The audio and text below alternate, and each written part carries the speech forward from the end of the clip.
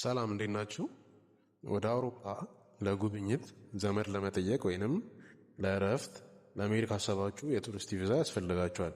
በዚህ ቪዲዮ ስለ ቱሪስት ቪዛ ማወቅ ያለብን ነገሮች ከሪኳይርመንት፣ የአፕሊኬሽን ፕሮሰስ፣ ቪዛ ክፍያ እስከ ሰዎች ስህተት ከሚሰሯቸውና ሪጀክት ከሚደረጉባቸው ምክንያቶች ድረስ አንድ በአንድ እናያለን።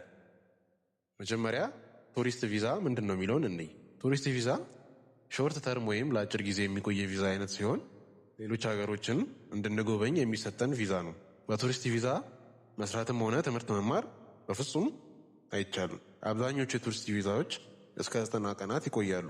ቱሪስት ቪዛን በሁለት ከፍለን ማየት እንችላለን፣ ሲንግል ኢንትሪ እና መልቲፕል ኢንትሪ ቪዛ። በሲንግል ኢንትሪ ቪዛ ከስሙ እንደምንረዳው አንድ ጊዜ ብቻ መግባትና መውጣት ነው የሚቻለው።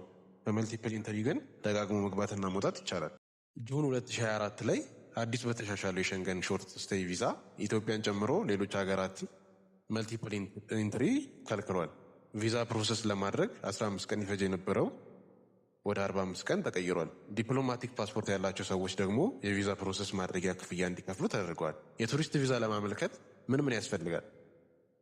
መጀመሪያ ቪዛ አፕሊኬሽን ፎርም ያስፈልጋል። ይህንን ፎርም አፕላይ ልናደርግ ካሰብነው ኤምባሲ ዌብሳይት ላይ ወይም ደግሞ ከቪኤፍኤስ ዌብሳይት ላይ ማግኘት ይቻላል። ቪኤፍኤስ ማለት ከቪዛ ጋር የተገናኙ ዶክመንቶችን አንድ ላይ የሚያደርግ ቢሮ ነው። በሌላ ቪዲዮ በስፋት ስለ ቪኤፍኤስ ሰርቻለሁ፣ ገብታችሁ ማየት ትችላላችሁ። ሌላኛው ደግሞ ፓስፖርት ነው። ፓስፖርት ወሳኙና ግዴታ የሆነው ቪዛ ለማግኘት የሚያስፈልገን አንዱ ዶክመንት ነው። ፓስፖርታችን ቢያንስ 6 ወር የአገልግሎት ጊዜ ሊኖረው ይገባል። ፓስፖርት ሳይዝ ፎቶም ያስፈልገናል። ትራቭል አይትነራሪ ያስፈልገናል። ትራቭል አይትነራሪ ማለት የምንሄድበት ሀገር ላይ ምን አክቲቪቲዎች፣ ምን አይነት ጉብኝቶች እንደምናደርግ የሚገልጽ ደብዳቤ ነው። እሱም በቀላሉ ከቻት ጂፒቲ ላይ ማዘጋጀት ይችላል።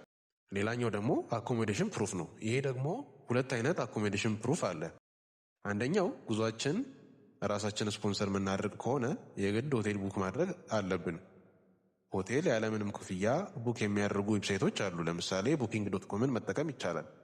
በነፃ ሆቴል ቡክ ማድረግ ያስችለናል። ሌላኛው ደግሞ ጉዟችንን ስፖንሰር የሚያደርግልን ሌላ ሰው ከሆነ ኢንቪቴሽን ሌተር ሊልክልን ያስፈልጋል። ኢንቫይት የሚያደርገን ሰው በቂ ደሞዝ እና ትርፍ መኖሪያ ክፍል እንዳለው የሚያረጋግጥ ደብዳቤ ከኢንቪቴሽን ሌተር ጋር ሊልክልን ይገባል።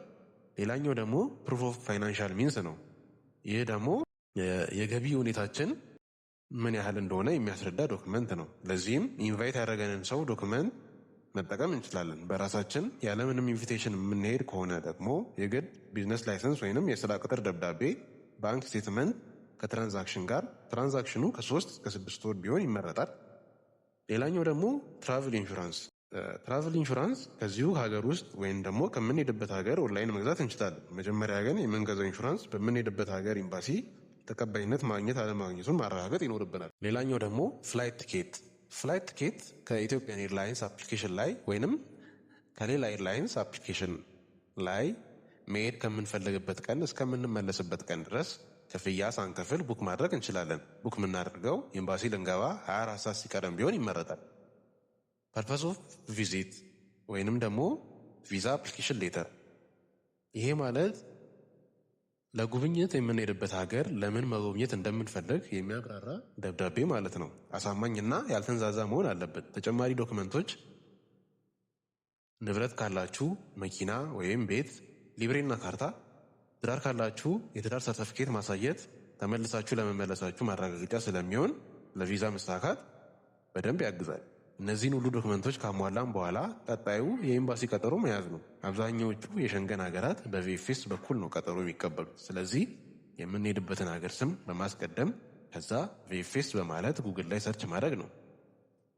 ለምሳሌ የምንሄደው ሀገር ኔዘርላንድ ከሆነ ቪኤፍኤስ ኔዘርላንድ ብለን ሰርች ማድረግ እንችላለን። ከዛ ስቴፑን እየተከተልን ቀጠሮ ማስያዝ እንችላለን። ቪኤፍኤስ ላይ ቀጠሮ እንዴት እንደምንይዝ የሚያሳይ ቪዲዮ ስለሰራው እዛ ላይ ማየት ትችላላችሁ።